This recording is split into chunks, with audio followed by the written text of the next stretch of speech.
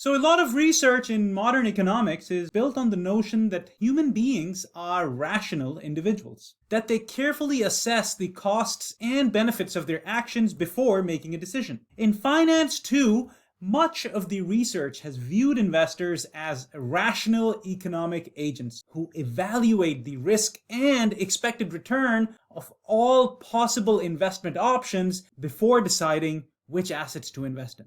In reality, though, as you might suspect, most individual investors like you and me behave quite differently from what rationality implies. For instance, many individual investors hold undiversified portfolios. Many investors trade stocks quite actively. Many investors tend to sell their winning investments but continue to hold on to their losing investments for a long period of time, a behavior commonly referred to as disposition effect. These and similar other behaviors are kind of hard to reconcile with rationality, since they expose investors to unnecessary risk. And so what I want to do in this video is tell you about some very interesting studies that analyze the trading activity of individual investors and then examine the implications of this trading activity on their long-term investment performance, meaning their performance in 1 year or more. Spoiler alert, for the most part, it's not good news. All right, so study number 1 by Terence O'Dean.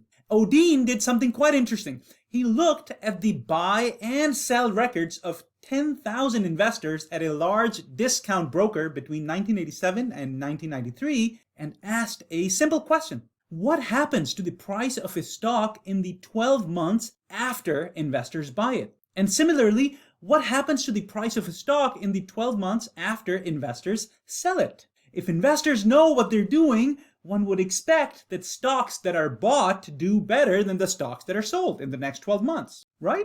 Yup, except that O'Dean found that stocks bought by individuals do worse. They underperform the stocks sold by investors by 0.23% per month in the 12 months after the transaction. Why?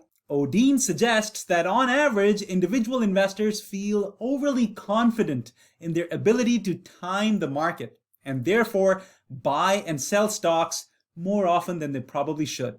Study number 2 by Brad Barber and, again, Terence O'Dean. Now in this study, the authors look at a data set of almost 67,000 households with accounts at a large discount brokerage firm between 1991 and 1996. And then compare the long-term investment performance of those households who buy and sell stocks most frequently with those who buy and sell the least. In other words, those households whose portfolios have the highest turnover and those whose have the lowest turnover. And what do they find?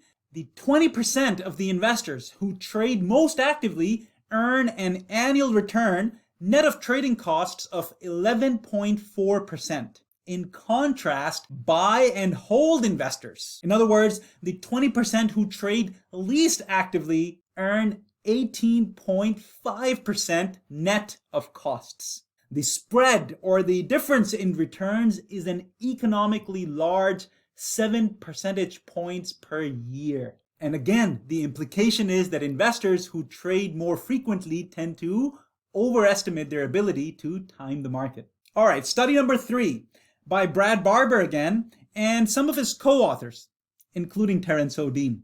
This time the authors went all the way to Taiwan. Specifically, in this study, the authors use a very detailed data set from Taiwan on the trading activity of both individual investors and different types of institutions, such as corporations, foreigners, and mutual funds. The authors construct portfolios that mimic the purchases and sales of each investor group and then ask a simple question. How do these portfolios perform over the next 1 year? Do the stocks bought by an investor group reliably outperform those they sell?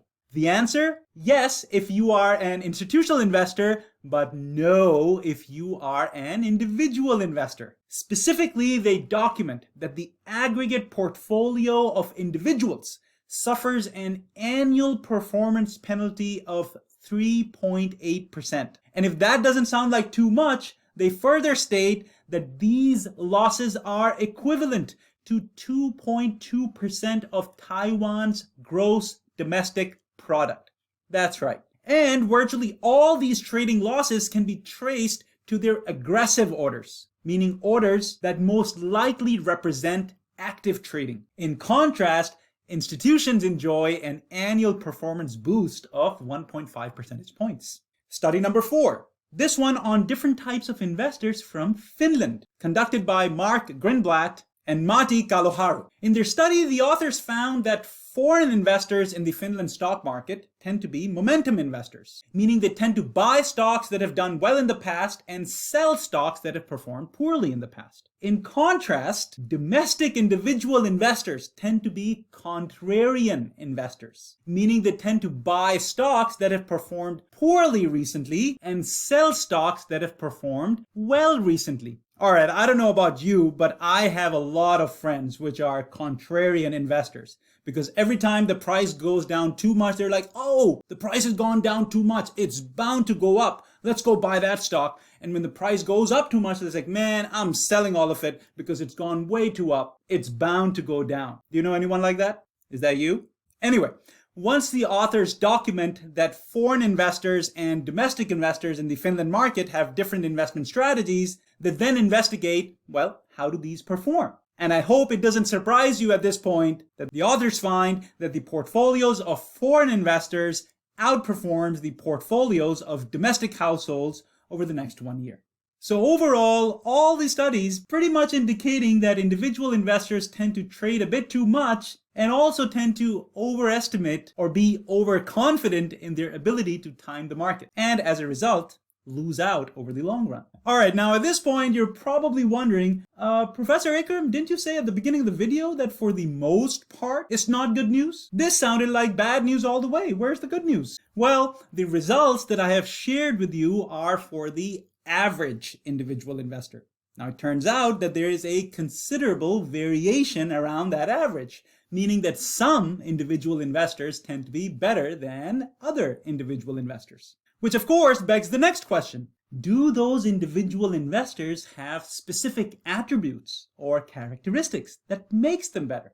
And the answer is yes. There is research which shows that individual investors with specific attributes or specific characteristics tend to perform better. And rest assured, in a follow-up video, I will share some of that research with you. The purpose of this video was to share with you some pretty solid evidence that the average individual investor tends to be overconfident and ends up trading too much for their own good. Now, I'm not saying you can't be special, but almost by definition, most people are average. I'll let you draw your own conclusions. If you'd like to read any of the papers that I've mentioned in this video or look up the bios of the people who wrote them, links are in the description below. All the best in your investment journey. This is Professor Ikram. Thanks for tuning in. If you found this video useful, click the like button and subscribe to the channel. And feel free to ask any questions using the comment section. Happy learning.